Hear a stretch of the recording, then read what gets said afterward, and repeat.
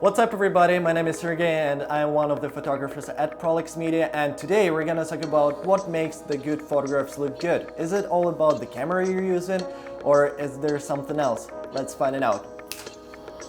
You probably have asked yourself at some point, how come some professional photographers take a good quality pictures even with the low quality cameras, and there are a bunch of videos you can find on the internet. So what actually makes the difference? It's not the camera itself, and what the photographers are not telling you, it's the lighting what makes the difference. That's why in the golden hour you can get the super high quality pictures which are gonna have the nice smooth lighting on the face without any harsh light. Actually knowing some techniques is gonna give you a chance to take a high quality pictures in any time of the day. So let's jump to it and I'm gonna show you some.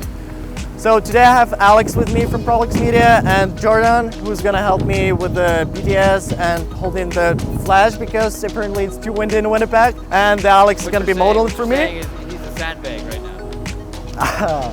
Yeah, right? That's off script. Well, we didn't discuss that.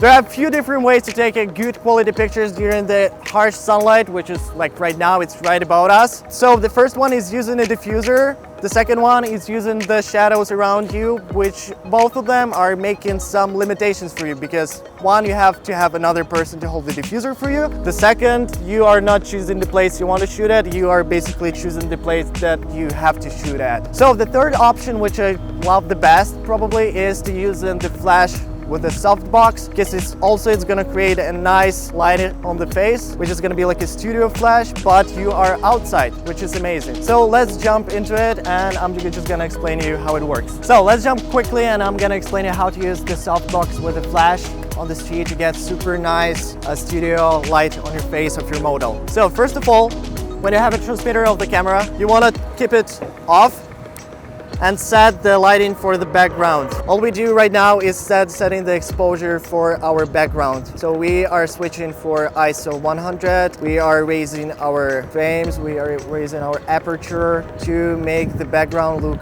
amazing. So once we set the exposure, like the proper exposure for the back, we can turn on then the transmitter. And usually I keep it at the beginning at the half of its power because it's daylight and we really needed a lot of it. So let's take the few test shots. Alex, if you mind just standing here. Right here. Right here. And just look at me for now. Where's hair and makeup? I couldn't find it too. We are low on a budget.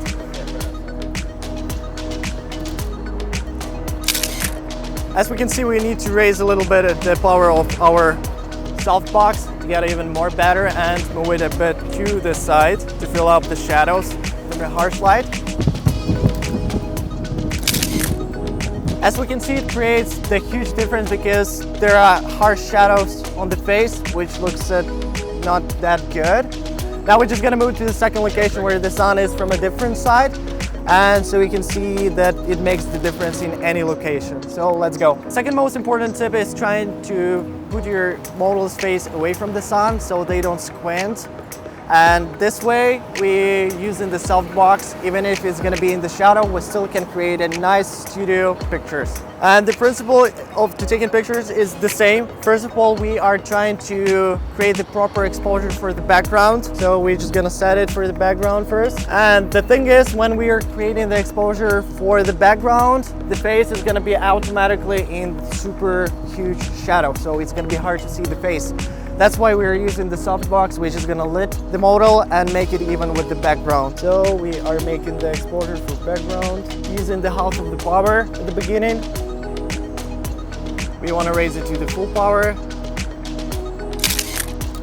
And this is a simple way to create a really outstanding and unique portrait, even if the harsh light conditions are today. So if you like this video, make sure to press the like button. Also subscribe for our channel to see more short tutorials in the future. If you have any specific video idea you want to see in the future, comment below and see you later.